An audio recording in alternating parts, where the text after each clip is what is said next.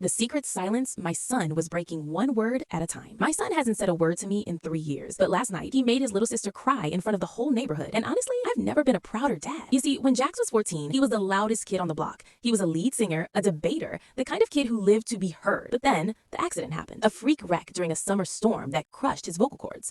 The doctors did what they could, but after 3 surgeries, they told us his voice was, well, they said it was a lost cause. Jax didn't just lose his voice that day. He lost his soul. He retreated into himself, communicating only through quick texts or a sharp nod of the head. But his younger sister, Maya, she never got the memo. To her, Jax was still her superhero. She would sit in his room for hours, just rambling about her 4th grade drama, the mean girls at recess, or the new Minecraft world she was building. Usually, Jax would just offer a small, sad smile, or maybe a thumbs up. But on her 9th birthday party, Maya finally hit a wall. She looked at him with tears welling up and whispered, "Jax, I just wish you could tell me goodnight again, just once." Jax's face went pale. He didn't respond. In fact, after that night, he started acting different. He'd spend hours locked in the basement, way past his bedtime. I'd hear these strange, muffled thumping sounds coming from downstairs, like he was hitting the wall. I figured he was just angry, dealing with the kind of resentment that comes with being a mess of a kid in a world that's moved on. I even told my wife, maybe we should give him more space. Let him work through the moody teenager phase. Then came Maya's 10th birthday party. It was a big deal, the whole double digits milestone. We had the whole neighborhood over, the grill was smoking, and the house was packed. When it was time for cake, Maya stood there, glowing, ready to blow out those 10 candles. But right before she did, Jack stepped forward. He reached out, took the microphone from the karaoke machine, and the entire backyard went dead silent. I felt my heart drop into my stomach. I thought he was going to have a breakdown, or maybe just stand there in a painful silence.